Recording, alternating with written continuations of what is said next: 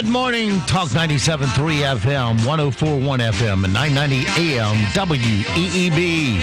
Hey, welcome back to the most listened to program in all of the Sandhills. It's time once again for Mornings with the Leader Man. I am Steve Leader Adams, along with retired Marine Colonel Jeff Drummond. Good morning, Carl.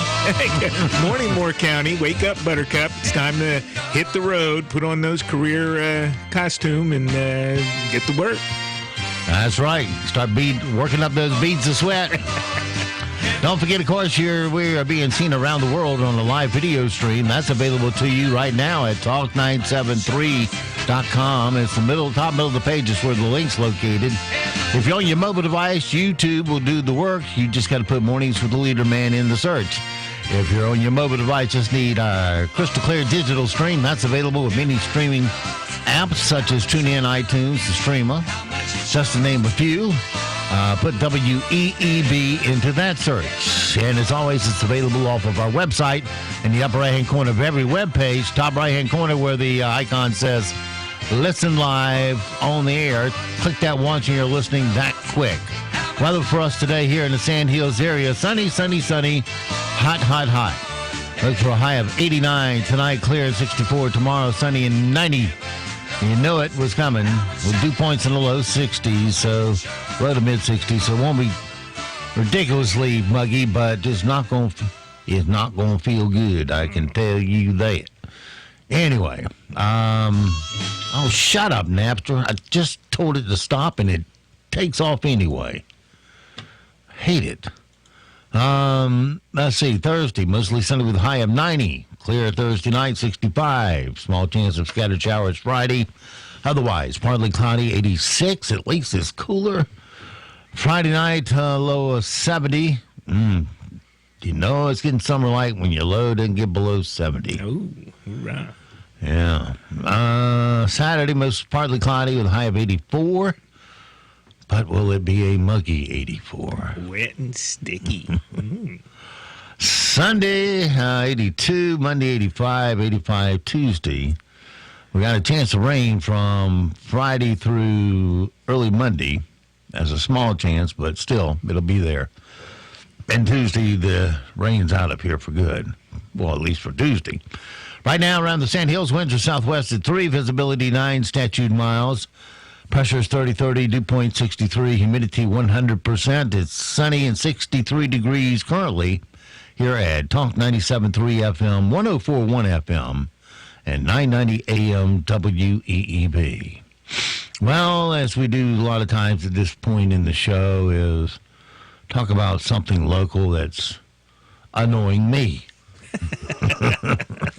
Or the Colonel. Today we talked about this earlier this week about sidewalks. Sidewalks, yes. And the Pathetic Pilot came out with their pathetic editorials saying they're basically echoing what the town manager said. Oh, we only spend $150,000 on sidewalks. We need more sidewalks. Hey, here's a new idea. Let's tax every car $5. Yeah, that's right. Now, it doesn't sound like it's off the scale, but it's another tax that will never, ever go away. Yeah, why don't they put a strong arm down there and tax the pedestrians? Yeah. This is a poor way of taxing. It's a backdoor way. Instead of saying, how much do we need to run this town? Right. Okay, here's what your property tax is going to be, because that's what it takes to cover the bill. If you don't like it, like someone else to run your show. But these staffers come up with these ideas, and the town boards every single time come up and say, "Oh, well, let's what a great idea, town staffer. You never say anything wrong because you're a god." And they circle their wagons around them and endorse this crap. Now, the way they do it in other municipalities, most municipalities like Raleigh, which has been at it a pretty good while, they don't have all the answers, but here's how they do it up there that ought to be considered also. If a sidewalk is built, it gets taxed, the cost of it gets taxed to the two sides of the street that front it. Right, yeah. And you get 10 years to pay it. And they'll set up monthly payments on your water bill so that, for example, you may pay $5 extra a month for 10 years on your water bill. So it's not excessive on you, but you're the one that's going to be using the sidewalk in your area, so you're paying for it. The guy clear on the other side of town who's not using it, not paying for it. It's benefiting your property, up in your property values, and so that's why they do it that way. Instead of coming up with a dumb tax, it's just going to be there forever, and guess what? That tax will keep going up. And ultimately, they'll never use it for its intended purpose.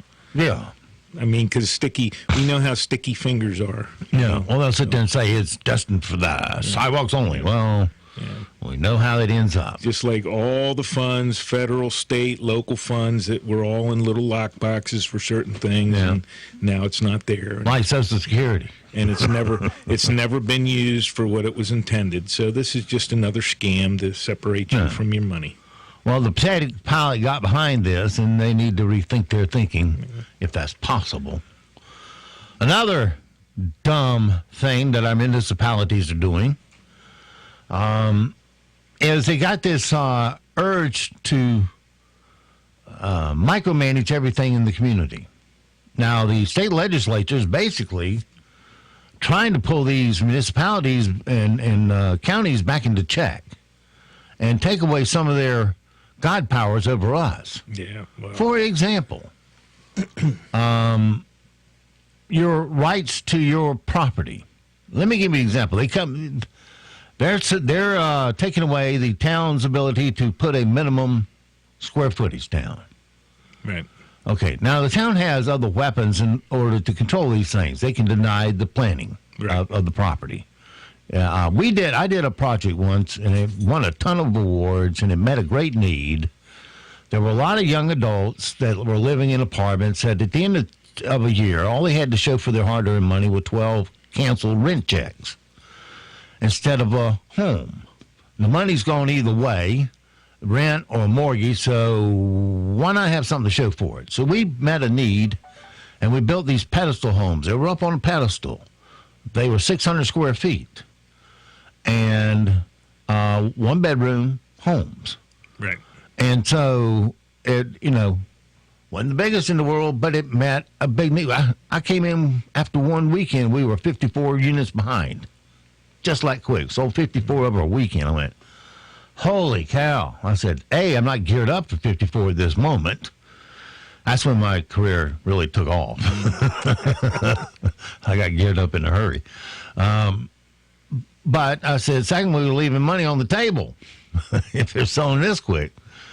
And then my partners are going, how soon can you get them up? How soon can you get them up? I'm going, dude, we said we want to go at a 5-unit pace, and now you want to go at a 54-unit pace. It takes a moment to get the subs in here and get the materials ordered and on the ground and the men here to put it up. But anyway, that's a different problem.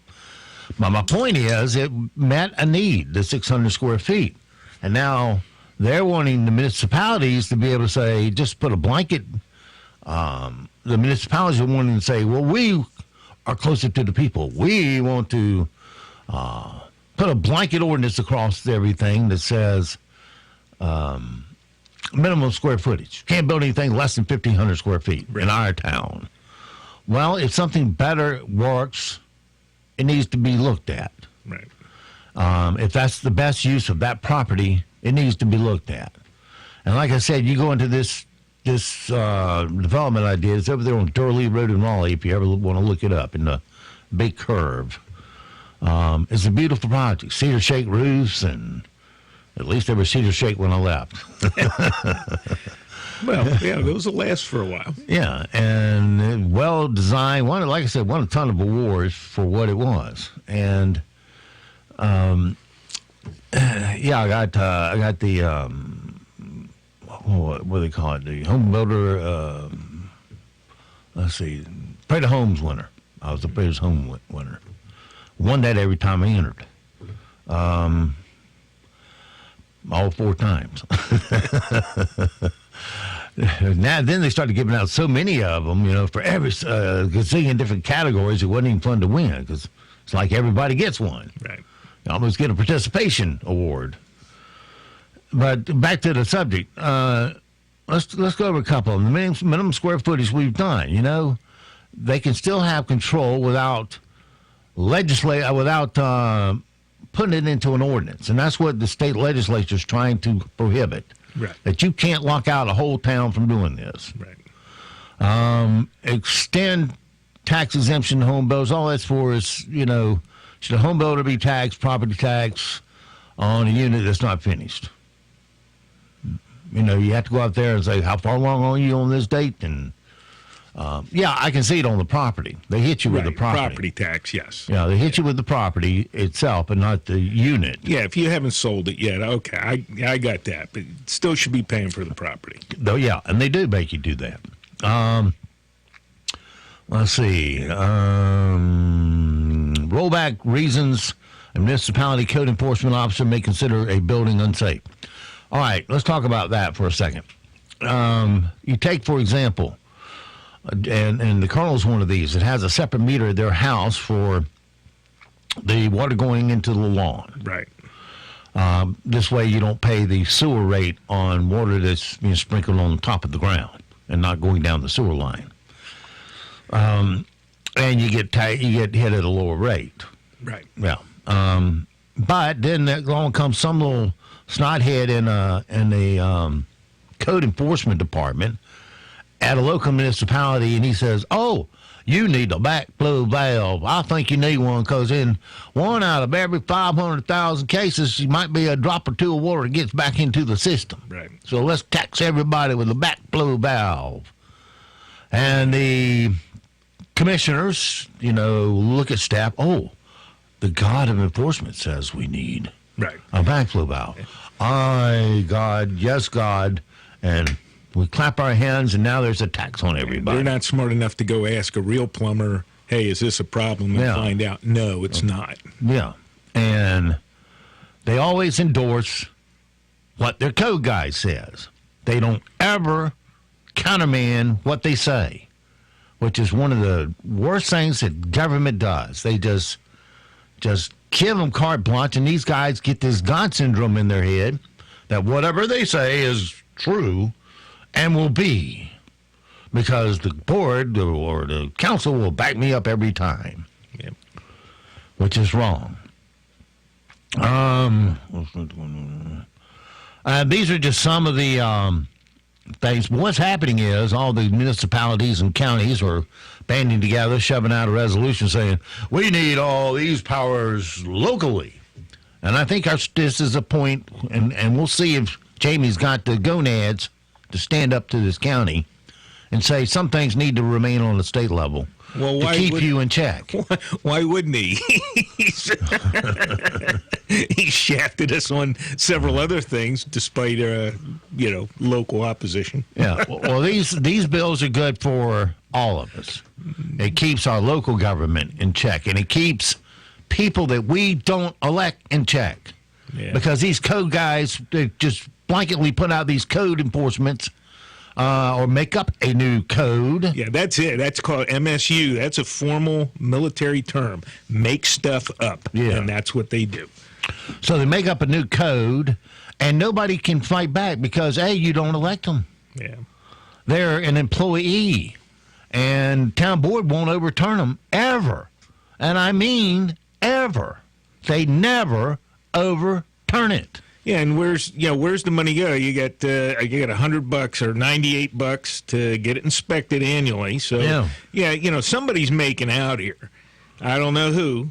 Obviously the inspector, and he's not a bad guy. I had to have mine done. Nice guy. Hey, I'll show up. Blah blah blah. Gets it done. Not a problem. But I've just spent $98 for needlessly. Yeah, for nothing. Yeah. I don't know how much you save by having the meter. Do you save $98? No. So it costs you more to have the damn meter. Yes. Well, that's pretty stupid, wouldn't you say? Yep, it is. Thanks to your government.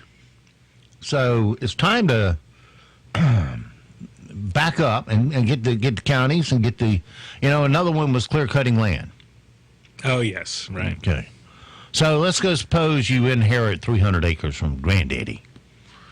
and it's out there in the boonies, and you decide you want to harvest make some money, serious money. You've had land harvested by the lumber company who come out and cut down trees, and then you want to get into the pine straw business, right?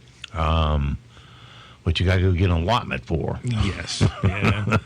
Good luck with that, but that's another argument for another day. But let's suppose that's your plan. Let's say your granddaddy had pine straw allotments already assigned to him that were his. So you go out there and you want to clear cut your land, but oh no, Pinehurst says you can't clear cut it. No, it's not yours to control. It's ours to control. Yep. Let us micromanage your life, and that's wrong. It's your land. You should have control of it. Yeah, if you bought that or your grandfather, it doesn't matter. But that's an investment that potentially is somebody's retirement fund right there. Exactly. Hey, 300 acres. If you got 300 acres of standing timber, that's some serious money there for you. Yep. What is it, about $3,000 an acre or something? Well, I don't know. It depends on rates, who you get to cut it, and the size of the trees, and this and that and the other thing. But 300 acres of standing timber is some bucks. We have $1/3 sitting there for you. Yeah, at least. Like you said, it might be someone's retirement fund. Yeah, you want me to pay taxes on it, right? Oh, you don't want me to cut the timber because you like looking at my trees. Well, I don't see you kicking into my tax bill. Exactly. Yep.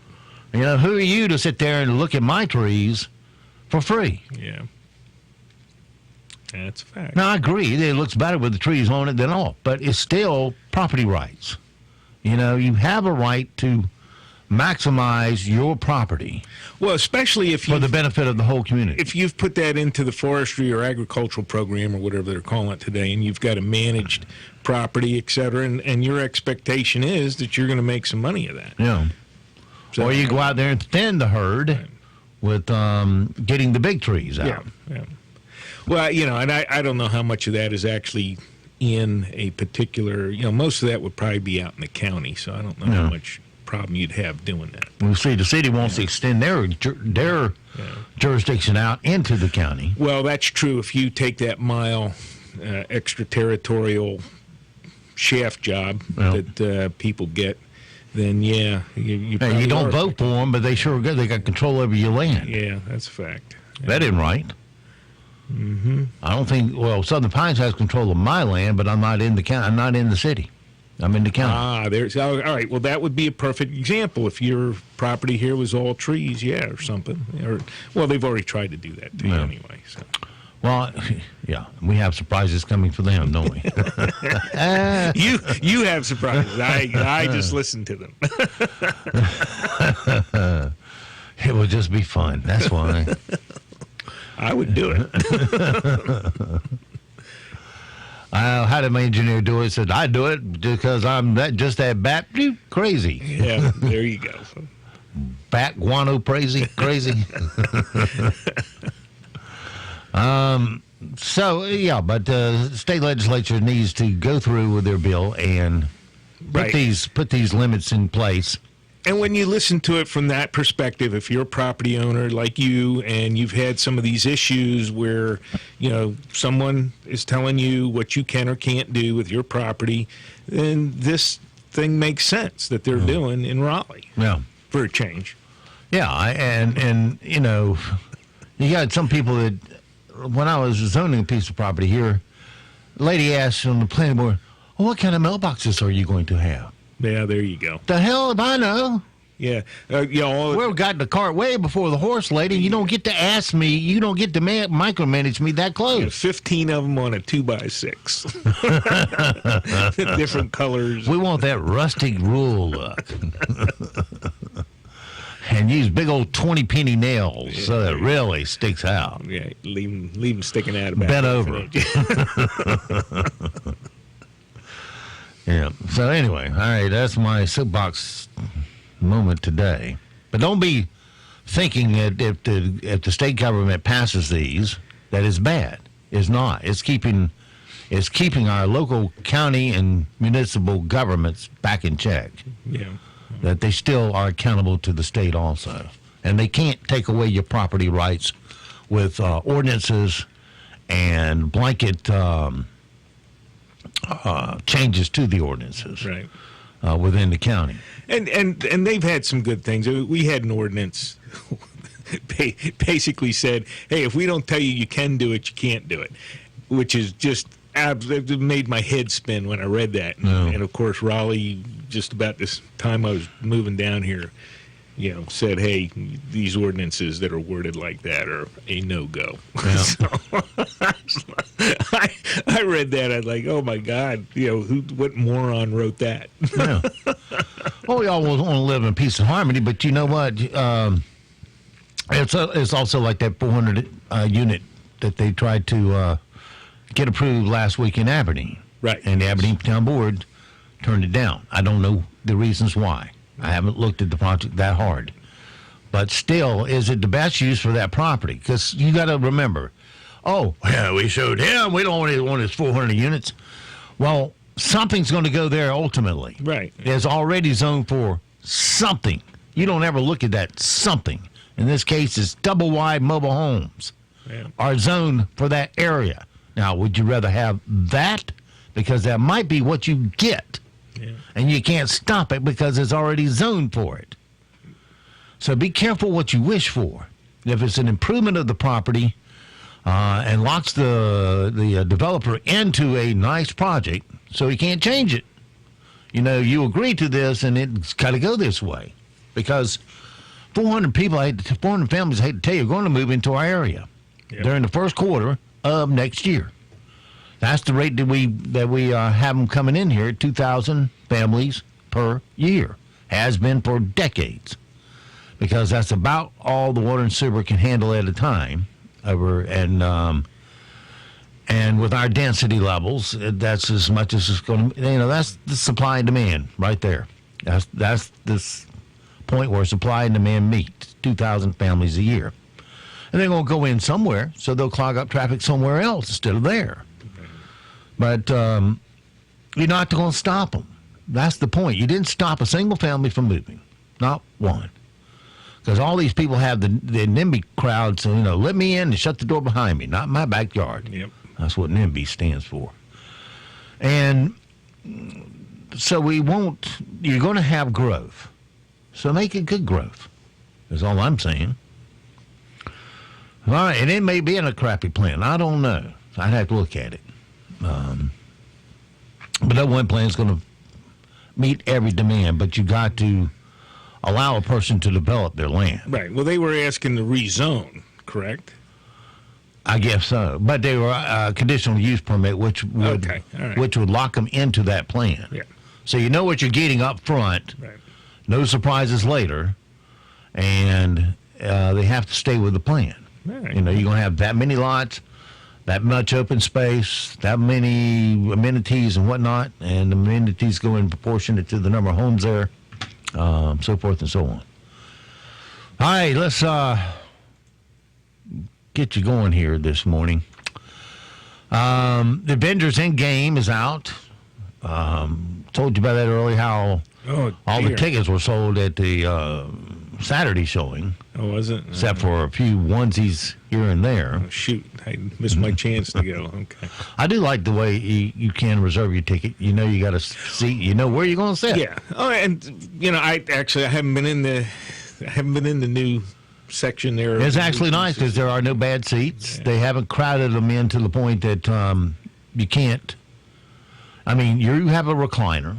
People aren't falling over you when they're walking down the aisle. Right. Well, no. Your recliner reclines out, and there's still room for people to walk in front of you before you get to the next row. Yeah, that's the few times I go, we'll pick a seat and move over, and it doesn't matter. I could leave one seat between me and the wall, and some knucklehead will have to figure out that he needs to sit in that seat. Yeah. With an entire open theater. Yeah.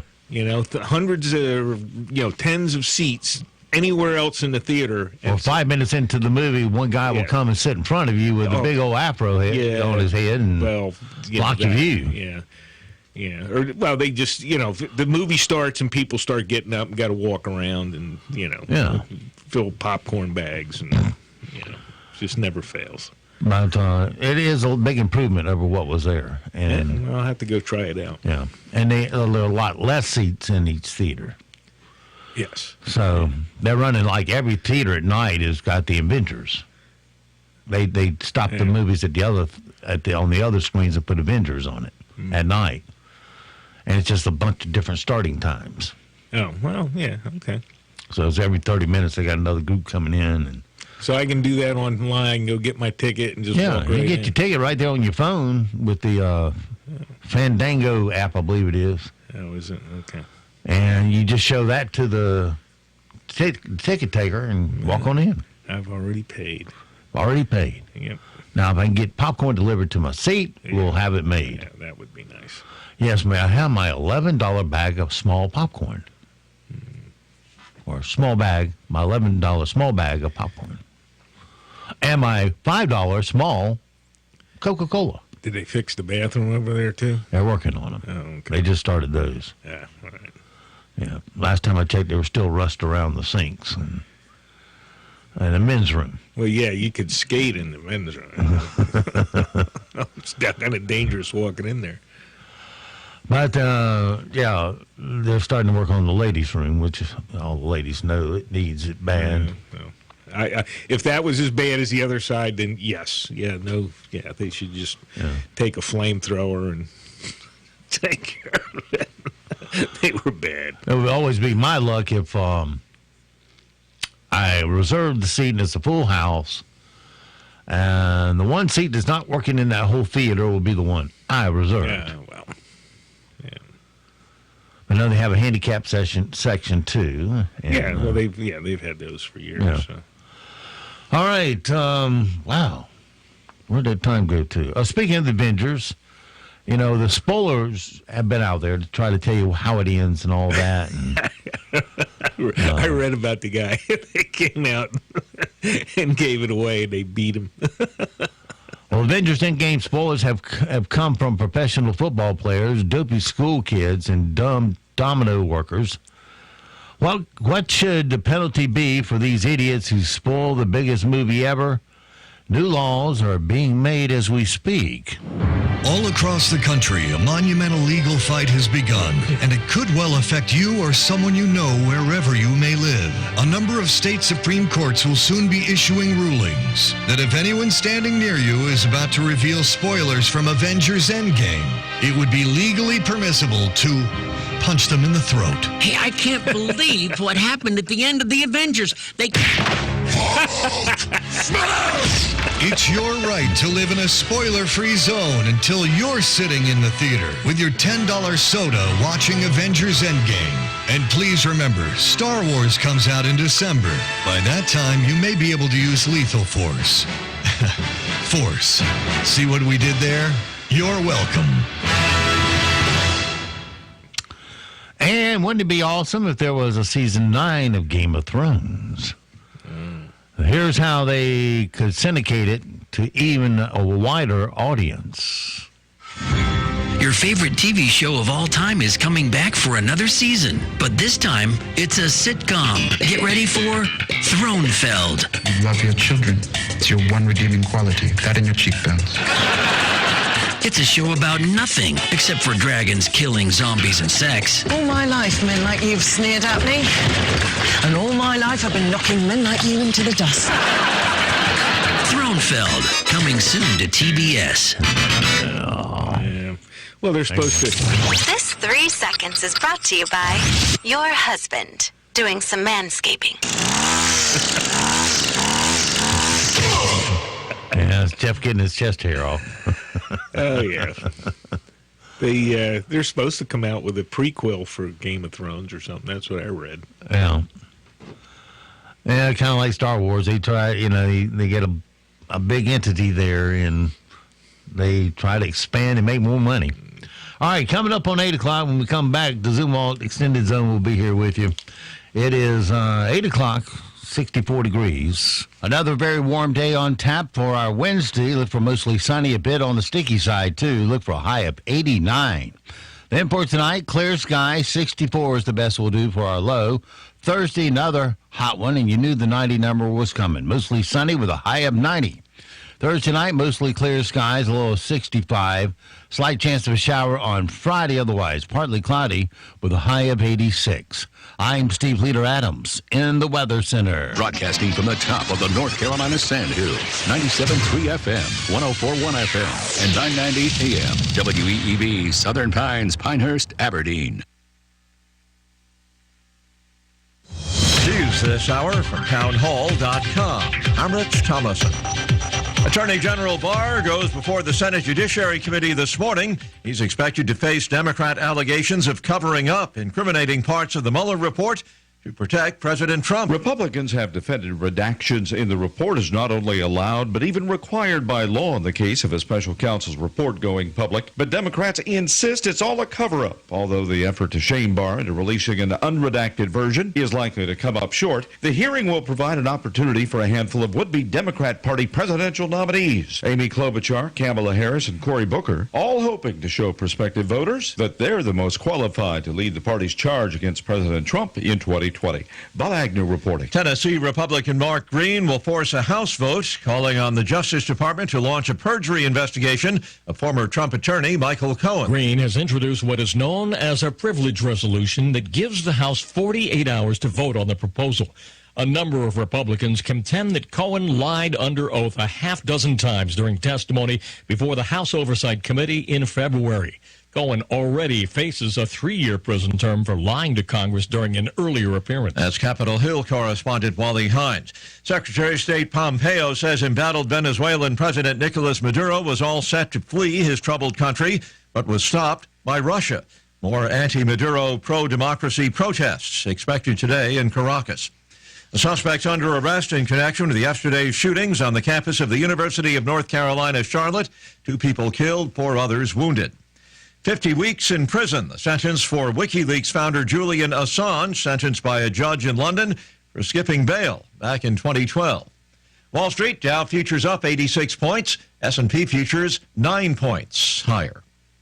More on these stories at townhall.com. When it comes to your pain, many of you might be skeptical, like I was, about ordering Relief Factor. Pat Boone again for this wonderful 100% drug-free supplement designed to help your own body lower or eliminate occasional aches and pains due to aging, exercise, everyday living. I'm not skeptical any longer. The 3-week quick start is now discounted to only $19.95. Why don't you let us see if we can get you out of pain, too, at ReliefFactor.com. Oh, my gut. We need to talk about something.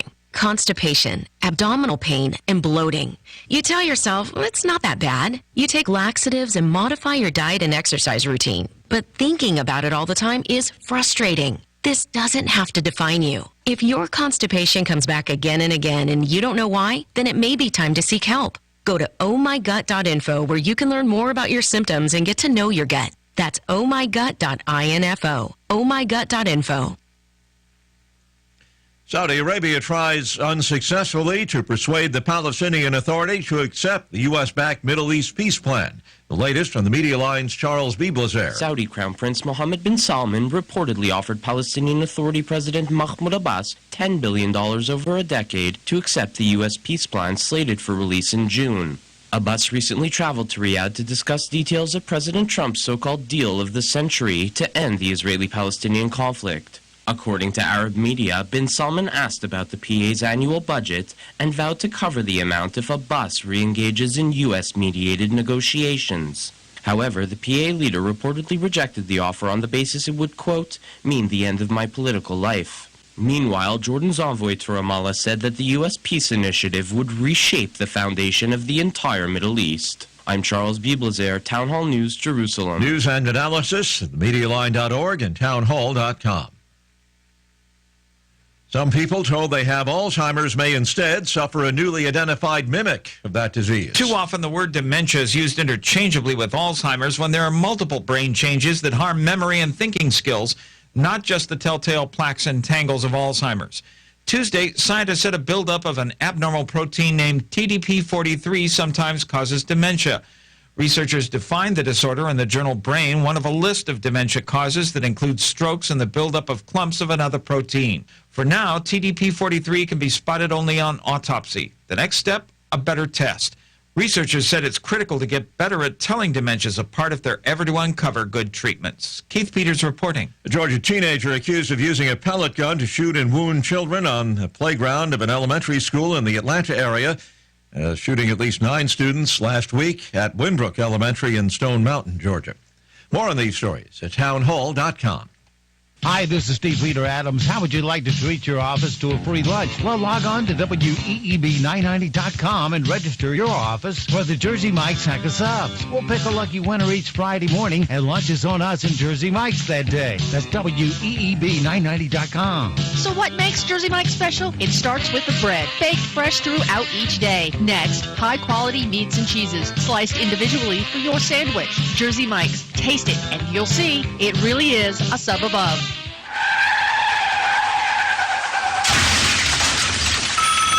Good morning, First Casualty Insurance. This is Jared. Jared, I just rear-ended a brand new Lexus. The guy really looks mad, and I'm sitting in my car with my windows rolled up. What am I going to do? What am I going to do? Wanda, now stay calm. Is anyone injured? Have you called the police? They just arrived. Oh, Jared, am I in big trouble? Wanda, you're not in trouble. The officer will need to get some info from you and the other driver. You should go ahead and get out of the car and speak with them. Okay, if I have to. When you are finished with the police, give me a call back, and I will help you file a claim so that your car and the other person's car can be repaired as quickly as possible. Oh, thank you, Jared. You've made me feel so much better. I love First Casualty Insurance. We represent over 3 dozen outstanding companies. Call us anytime you have an insurance question. We want to be your insurance people. 910-692-8303. First Casualty Insurance Group, Southern Pines. 910-692-8303.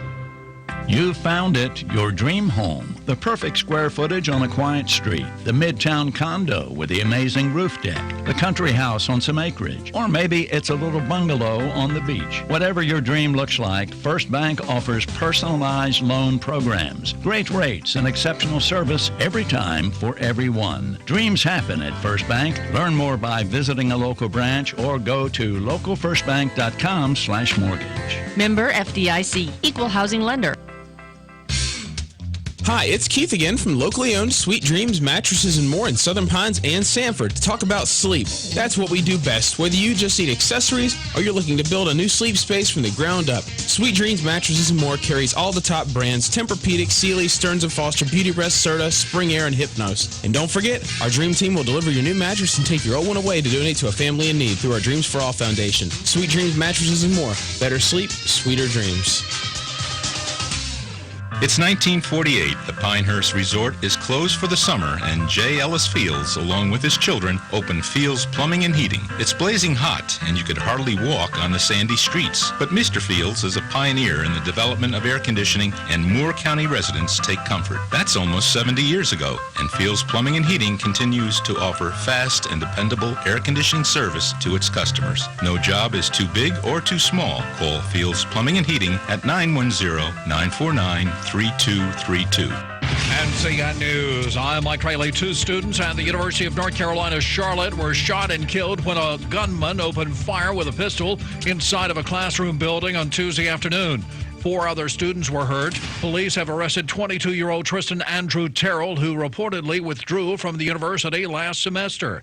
Governor Roy Cooper. I want to thank people for risking their lives to save the lives of others, for locking down this campus, and to make sure that it was secure. The student says many of her friends got panic messages from her parents. And our parents are blowing up our phones saying, you know, are you guys okay? What's happening? We turn on the news and we see that people have been shot and killed. Attorney General William Barr will face tough new questions about his characterization of the Mueller report today when he appears before the Senate Judiciary Committee. CBS News Chief Congressional Correspondent Nancy Cordes is on Capitol Hill with more. Connecticut's Richard Blumenthal called the Mueller letter an unprecedented, stunning rebuke of the AG that will devastate Barr's credibility within DOJ and at this hearing. Republican Joan Perry advances to a runoff race called a second primary. Republican Greg Murphy had the highest vote count in the special primary election for the 3rd Congressional District seat, but did not get 30% of the vote. Alan Thomas won the Democratic nomination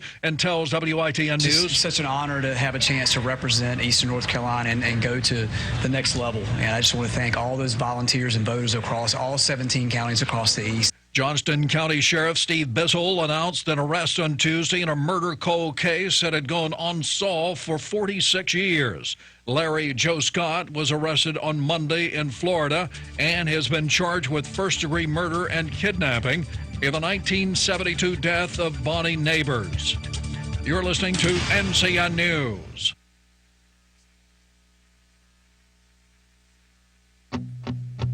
The new FN 509 midsize 9mm pistol is now part of FN's legendary concealed carry lineup, and it is a natural fit.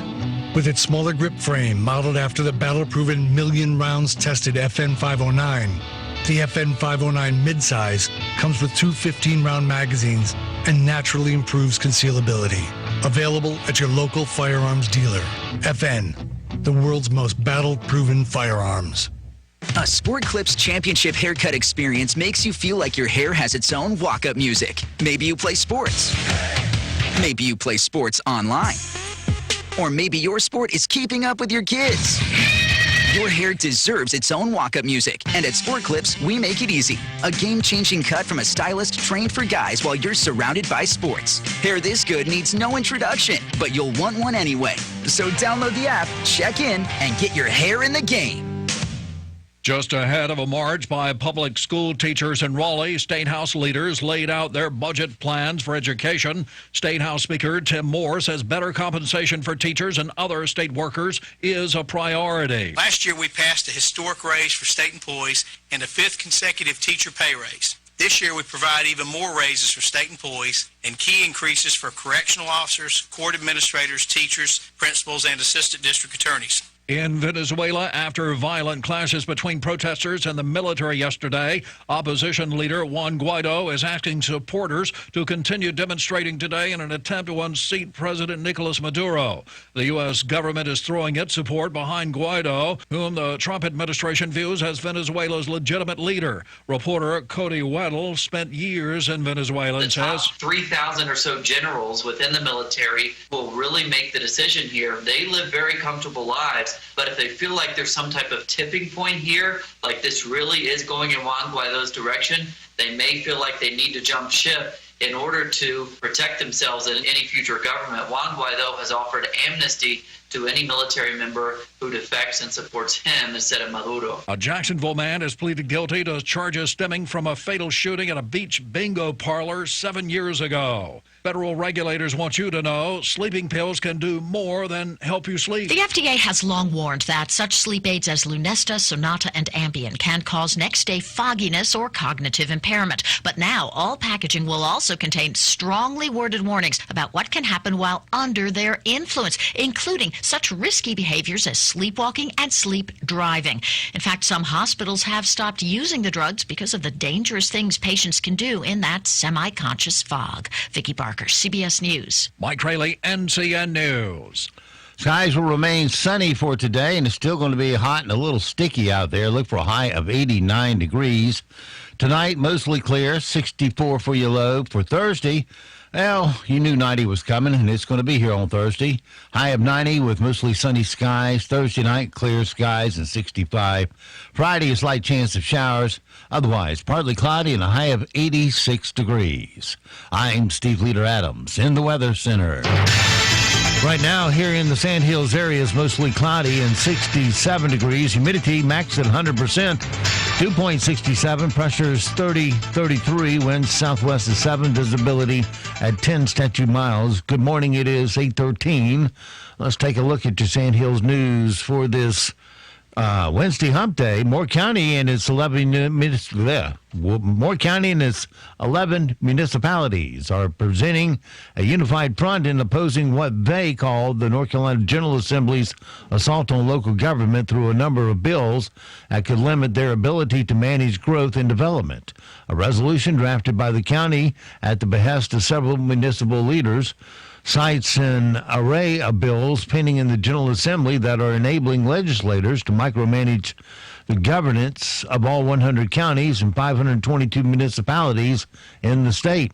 The bill, all at various stages of legislative processes, would impose new limits on local governments, from regulating matters ranging from tree removal to minimum housing size.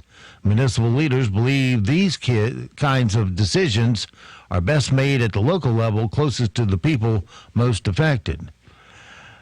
Last week, the Sheriff's Department received a report from a concerned parent involving their minor children receiving inappropriate messages from an adult. Detectives reviewed the case, investigated the incident further after gathering information, conducting interviews, and examining the messages sent. An arrest was made in the case. Detectives arrested Marvick Dakota Edmonston, 23 of West End. Edmonston was charged with one count of solicitation of a child by computer, disseminating obscene material to a minor, and cyberstalking. He was confined to the detention center under a $50,000 secured bond. That's your latest Sand Hills news this morning, but stand by. Here comes all your latest in sports right here on Talk 97.3 FM, 104.1 FM, and 990 AM WEEB. It is 8:16.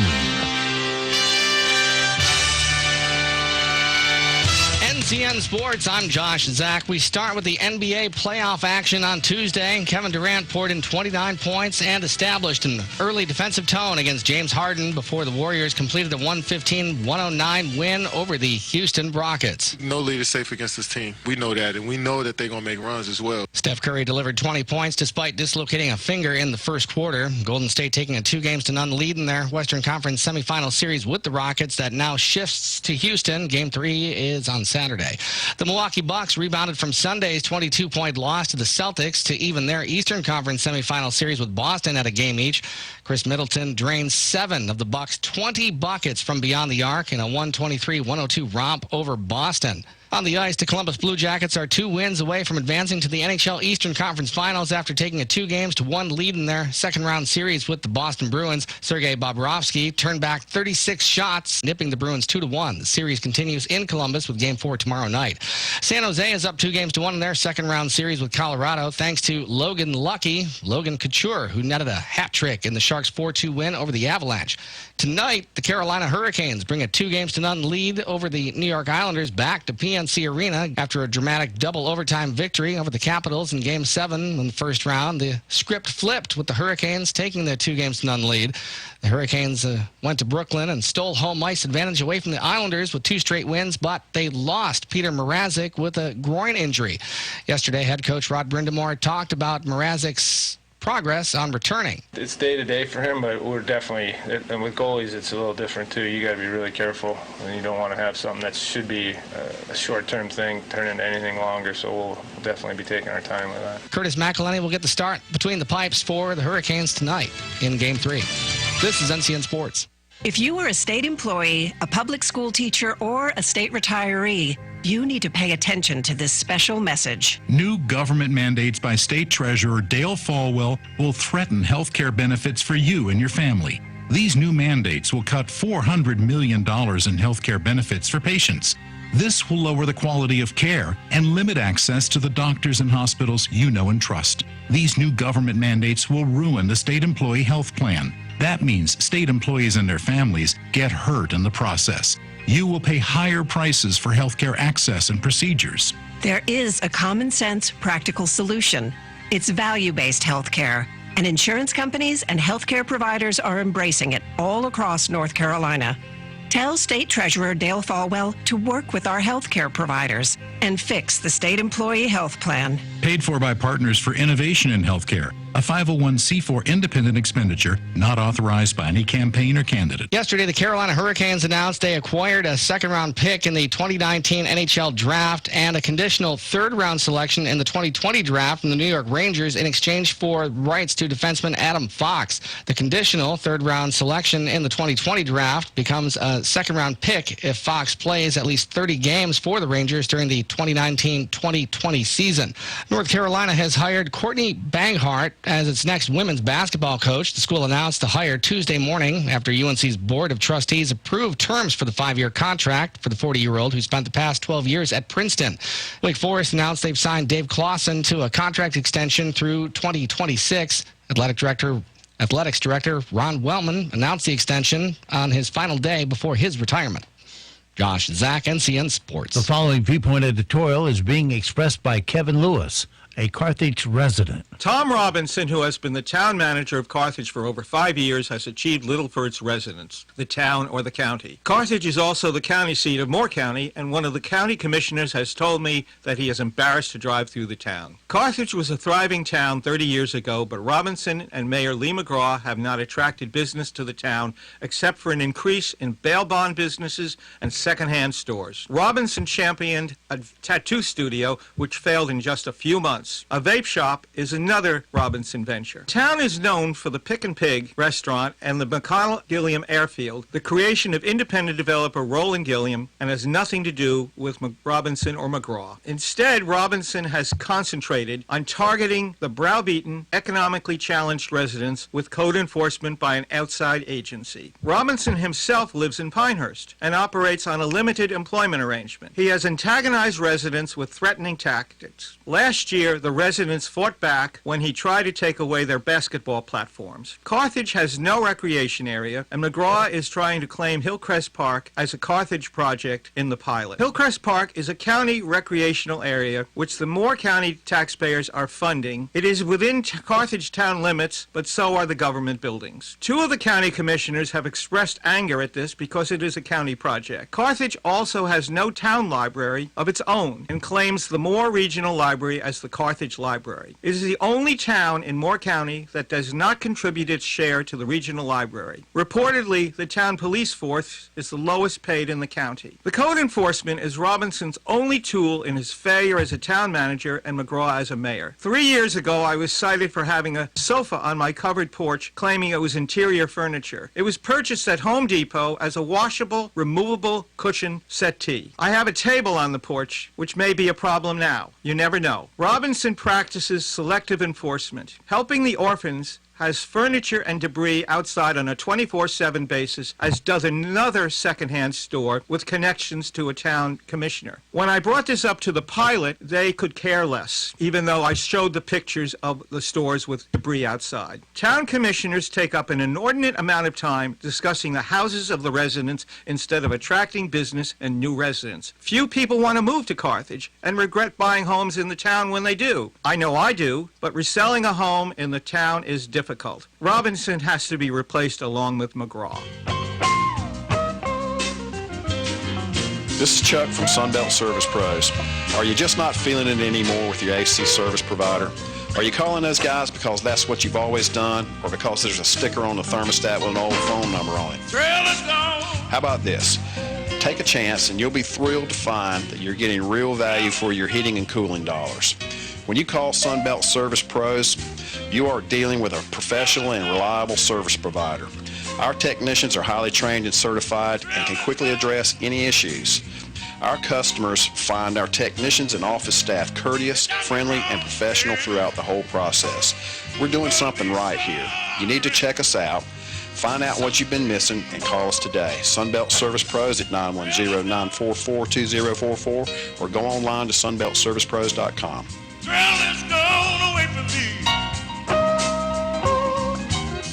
Hello, I'm John Zumwalt, and you're in the Zumwalt Zone. A man died yesterday, a great man. I wish I could tell you that he and I were like brothers and that we spent hours together talking, but I can't claim that honor. I knew him, but he was my boss, and I rose nowhere near the level of this amazing, amazing man. His name was Eldon Bardwell. He was a retired brigadier general, and if that's all he'd done, I wouldn't be talking about him right now. He did just about everything a man can do when it comes to the world of special operations in wartime. He started in Vietnam, doing the kind of things that amazing men still talk about. In the movies, it's over in a couple of hours. General Bardwell dedicated his life to this. I'll tell you another reason why I want to mention him. I'm reading all the history and all the stories about him, stories by a lot of guys that I know. And I'm being reminded of the things that these guys did and do and will continue to do. You want to know why this nation's free? Start with our military. Start with our earliest patriots and work your way up to General Bardwell and our current warriors. These aren't just words I put together in a few sentences trying to make a point. I'm in awe. I'm in absolute awe and in a perpetual state of thank you for the amazing things they do. You ought to see them sometime. You know them. They look normal, but they're not. Thank you, General Bardswell, and your family, and all of you who have served from the Zumwalt Zone. Another very warm day on tap for our Wednesday. Look for mostly sunny, a bit on the sticky side, too. Look for a high of 89. Then for tonight, clear sky, 64 is the best we'll do for our low. Thursday, another hot one, and you knew the 90 number was coming. Mostly sunny with a high of 90. Thursday night, mostly clear skies, a low of 65. Slight chance of a shower on Friday, otherwise partly cloudy with a high of 86. I'm Steve Leader Adams in the Weather Center. And now, the Sandhills' #1 morning show. Mornings with the Leader Man.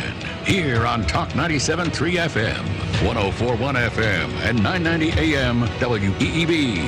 And heard and seen around the world at talk973.com. The best part of waking up is waking up with us. Uh-oh, guess what day it is? Guess what day it is? What's up, what's up? Wednesday. What's up? What's up? Wednesday? What's up, what's up? Wednesday. What's up?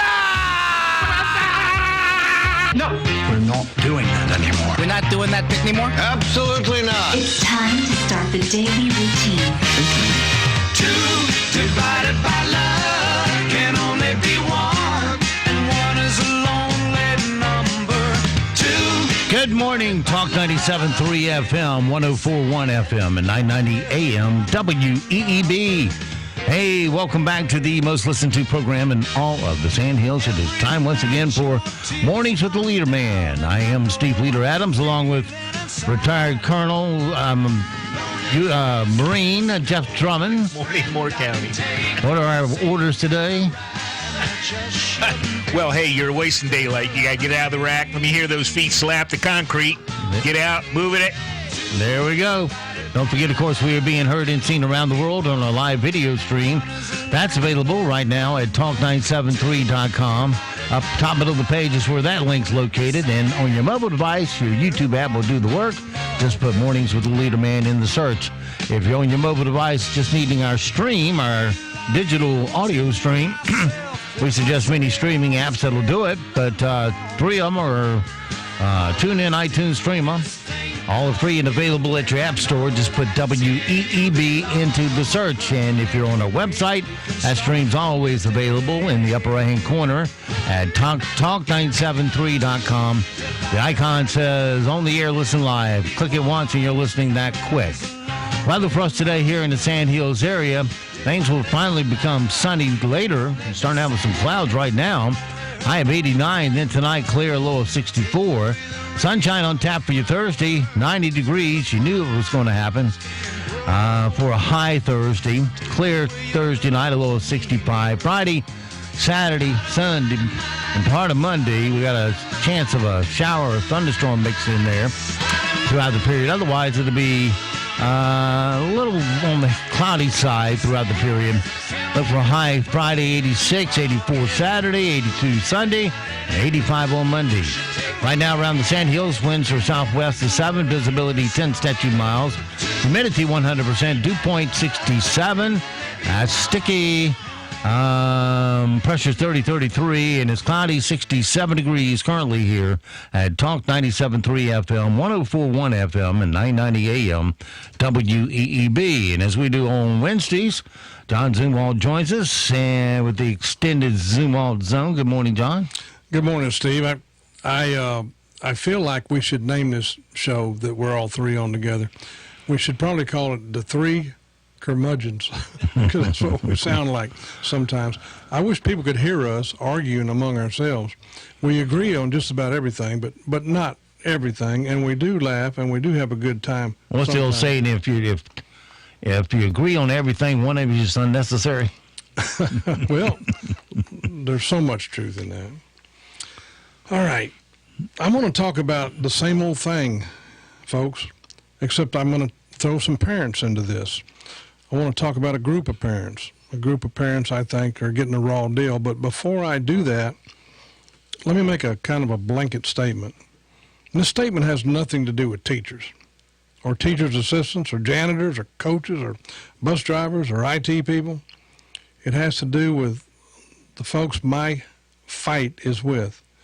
and that's Superintendent Grimacy and John Barath, and the complete lack of supervision by the Moore County School Board over these two. It's my opinion, and I always try to let you know when I'm giving you fact as opposed to opinion, that the Moore County schools are not being administered in a manner that's consistent with our kids getting the best education possible for the money that we provide. In other words, John Barath and Bobby Grimacy, you guys are blowing our money instead of being good stewards with it. School board members, I know you're listening. Please just open your eyes, look at the facts. I'll cover them again for you in a minute, and I think you'd be worried about the things I've been telling you.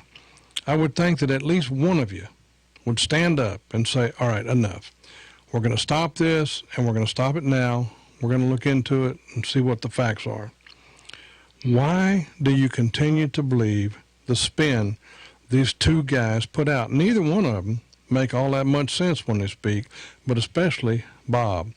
How can you listen to the man? School board, you're allowing these two men to waste our tax dollars. You're allowing them to fool or try to fool our county commissioners and then lay all the blame on them. And you have to admit, this county's been good to you, real good. The folks listening know that we've supported you in everything you've asked for. You asked for bonds. We gave you the vote for bond. We gave you the $103 million extra dollars that you asked for. You set that amount, not us. Then it turns out it's not enough. You asked for the extra quarter-cent tax. The people listening right now gave it to you. Our property taxes are about to go up. Our property tax evaluation jumped, and still, it's not enough for you. There is no amount that will ever be enough as long as these two guys are running things. And factor into all of that, the teachers are still buying their own supplies. They're buying their own supplies. Parents are helping them. And Bobby Grimacy uses that as one of his arguments that he needs more money. And when the ways you waste money is pointed out, the pathetic pilot says it's much to do about nothing. Like one of the parents said last night, this is like living in the twilight zone. And it's not just about the money. It's about the way you treat people. At least the way you treat people who are not in your little mob. And by the way, that mob's shrinking fast, Bob. Have you noticed? I'm going to give you an example. There's a huge group of parents that are upset about redistricting. Good people. People that depend on you to take care of their kids. The school system, and that'd be you, Bob, is treating these people like dirt. Now, I want to point out to you again what I just said. These are people just like you, just like the folks listening, who have concerns.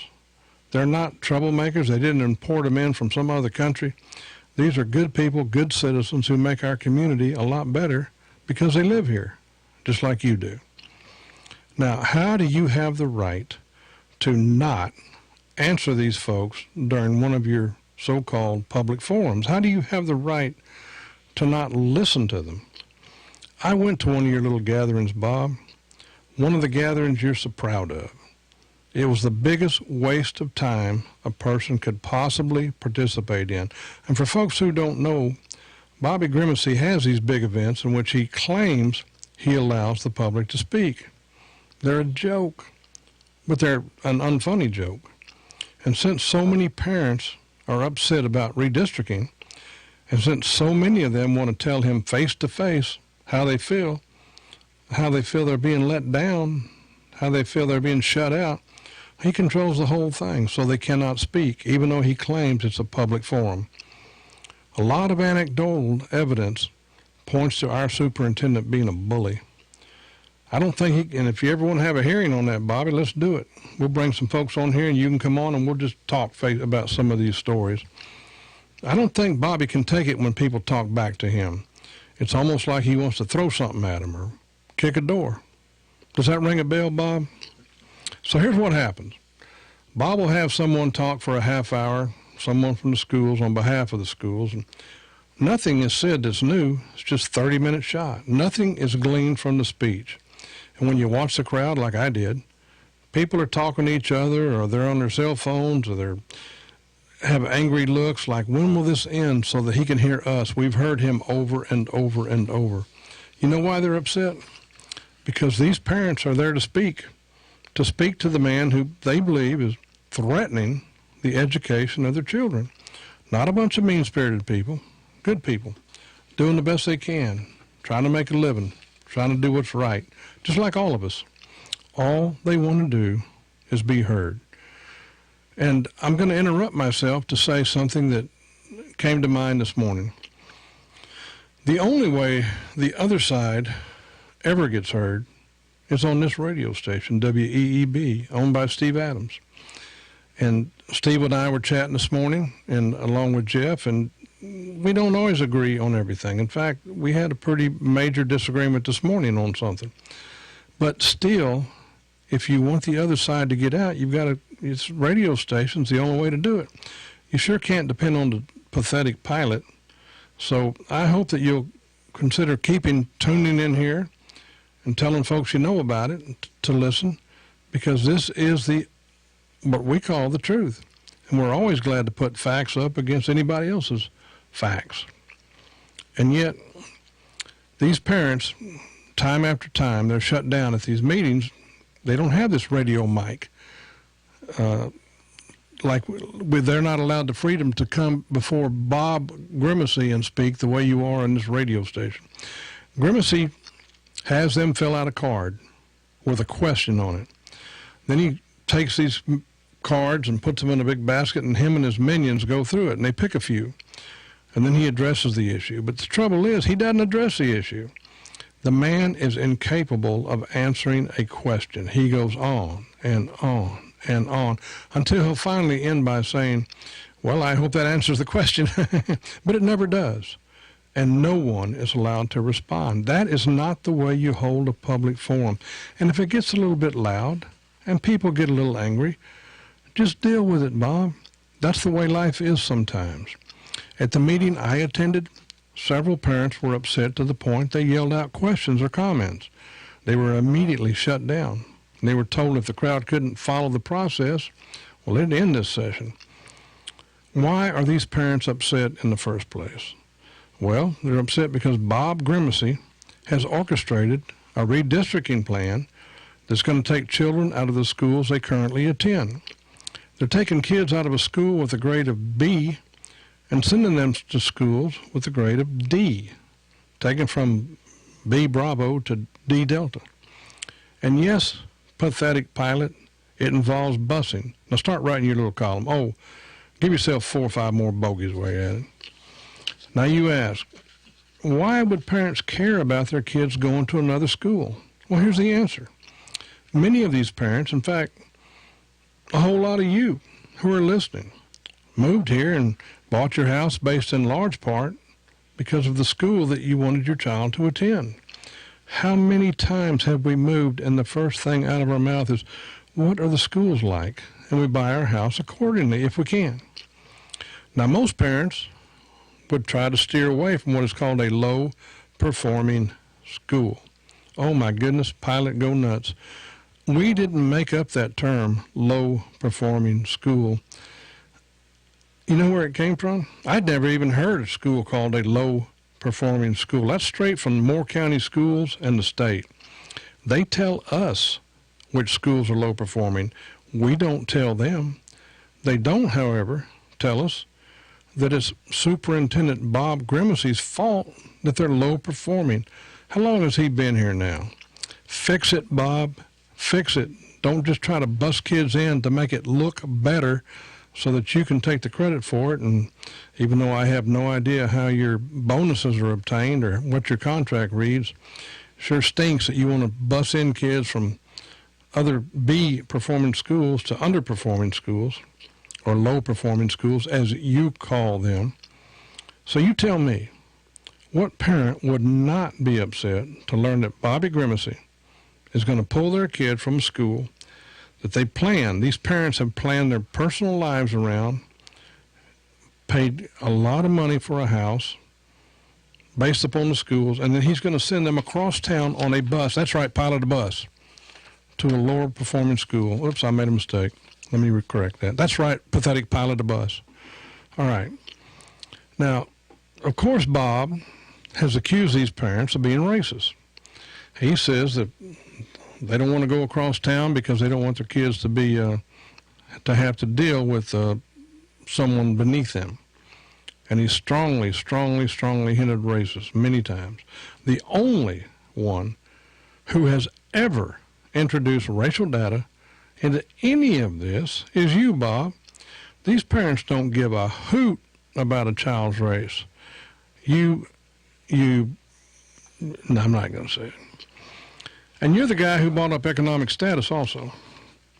All your little charts you put up has something about that. You're following every single rule that Saul Alinsky ever wrote about in Rules for Radicals. You are an expert at stirring up the mob, the one that saved your job when they never should have, when we never should have. You like to say that I'm the guy, that I'm the one who knows how to stir up a mob. Nope, we don't want a mob. We're pointing out your shortcomings.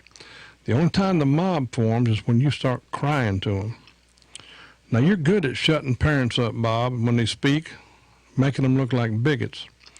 Well, no matter what, no matter how much sense the plan you have makes, or no matter how stupid it may be, you need to be quiet and listen, buddy. You need to allow these people to be heard. You're tearing people apart, and that is no exaggeration. You're tearing neighborhoods and counties and friends apart. Your whole sham of hiring a company and paying them a fortune in 2 separate contracts is obvious. Forget this company, all the money you've paid them, all their pretty little charts and graphs. Why can't parents participate in this? Why can't they have a say? Why can't they help solve it? Why won't you listen to their concerns? I'll tell you what I suspect. I don't know, but I suspect you want to get kids into these low-performing schools so you don't have to do your part to raise student performance. That's what I suspect. Now, Bob, you can't make everybody happy, my friend. But you know what you can do? You can allow them to be heard. Your tactics are despicable. And do me a favor. Please don't go crying to the pathetic pilot about how you just can't carry on under these circumstances, under these conditions. You did this to yourself. And what I just mentioned doesn't come close to the real screw-ups on your part. Now to the school board. You're allowing one architecture firm to do all the work on our schools. That firm is SFLA. That's a fact.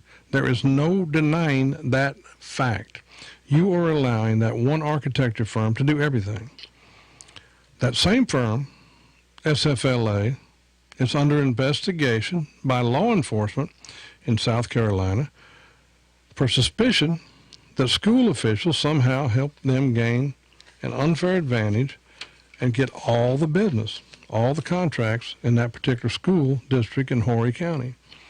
Now, they got these contracts even though they were the highest bidder. Does that sound familiar? And that's a fact. There's no denying that.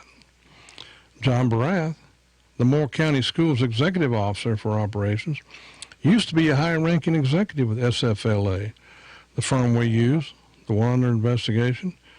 That's a fact. You can't change it. You can't deny it. Now we have a situation where SFLA gets all our business. John Barath is always leading the way. That's a fact. You can't deny it. Oh, and John Barath used to work at another school system, Harnett County. Guess who the architect firm was for their new buildings? SFLA. That's a fact. So why do we keep using this same firm, the one that John Barath used to be a high-ranking executive in? Maybe the bid process worked. Maybe they're just so amazingly wonderful that there is no way on earth that we could possibly lay one brick on top of another without them. Or maybe they went through a rigorous bid process and they were selected, and you know what I mean? The way you do things when you're truly interested in the way you spend other people's money. I can't find any evidence of that. Or maybe for some reason, who knows what it could be, John Barath uses his influence to give these guys the work. Now, we're talking millions and millions of dollars. We're talking methods that don't save us any money. We're talking the more the school costs, the more these people make money. I can't imagine why John would do that, and I'm sure it's nothing that could be considered wrong or illegal. But I got to tell you, when you add up the facts, it kind of makes you wonder why that could happen, if it even does.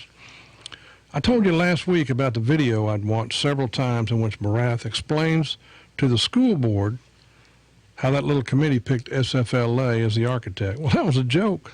It was a joke. I have a Freedom of Information Act request in right now to the schools. I'm asking for them to give me the names of the 14 other firms Barath claims they looked at. I want to talk to every one of them. I'm asking for a list of the other firms they claim they interviewed.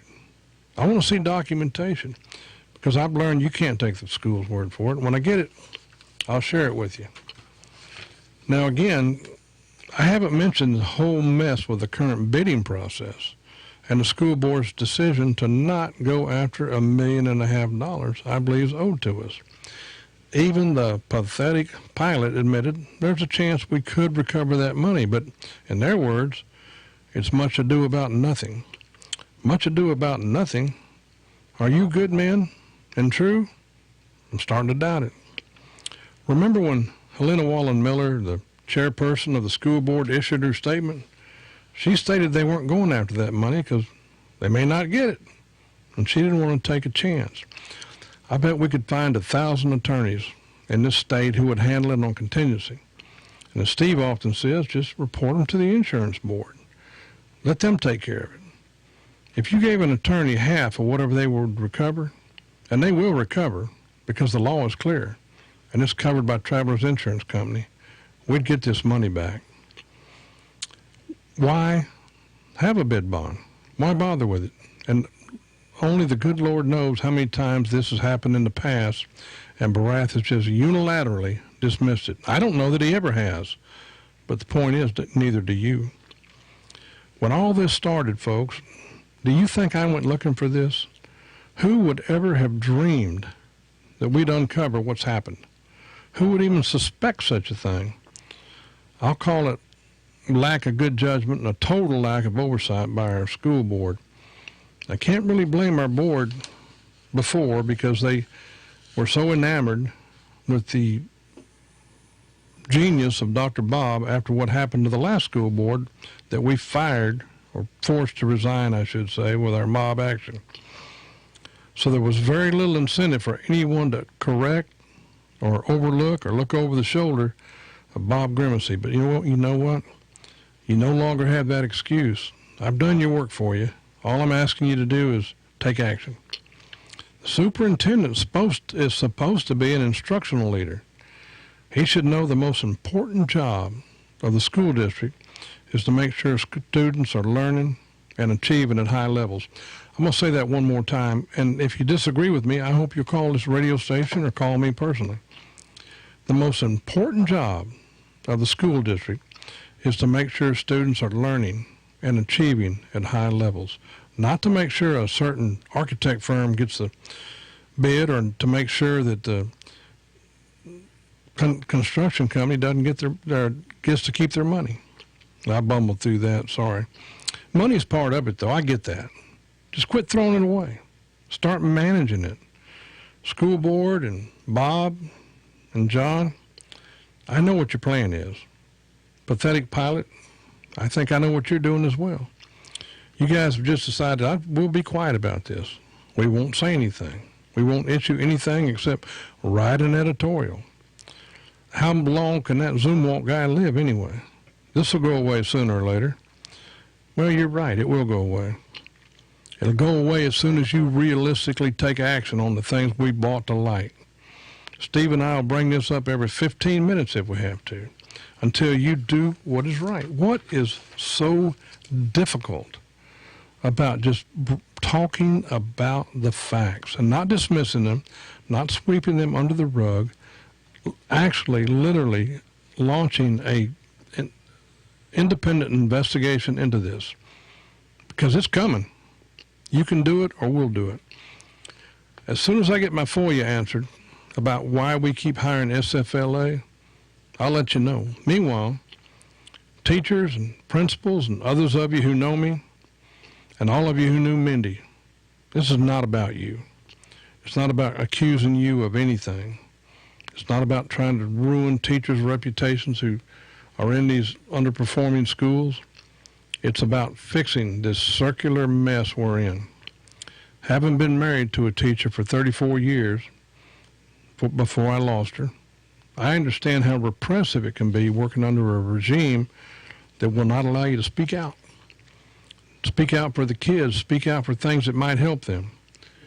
And teachers, I do know you're not allowed to speak out against Grimacy, and I appreciate those of you who've confidentially talked to me privately. We'll fix this, I promise you. We will fix this. And to the regular people out there, regular people like me, people who just want to live your lives and get the most you can for the taxes you pay, here's my message. Please don't let the pathetic pilot or Bumbling Bob or anyone else convince you that I am right or that I'm wrong. Just look at the facts for yourself. For some reason, folks don't want you to do that. Did I hear you right in there and say that FSLA was the highest bidder? No. They were the highest bidder in Horry County. In Horry County. Yes. South Carolina. And that's one of the reasons they're under investigation.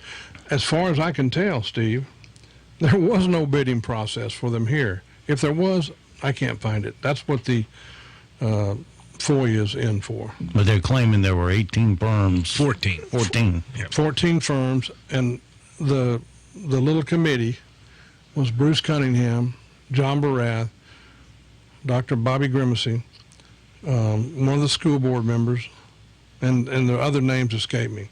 But we know if you've got John Barath on that board and you've got the superintendent, we know who the driving forces are, the strong personalities. They said that out of that group of 14, they selected several. They didn't say how many. Then they said they interviewed them all in one day, and out of that group, they selected SFLA, the place where John used to work, and the ones who were under investigation for criminal activity. It just, it bears explaining. So, of the 3 schools that are 3 under the construction right now, who was the architect on the first one? SFLA. And who was the one on the second one? SFLA. And the third one? Yeah, you got it. Yeah. But here's another thing. Bruce Cunningham was asked, but rather, let me start over. Laura Lang, who was one of the old commissioners, not in years, but rather in chronologically, she was one of the school board members, rather, who we went after as a mob.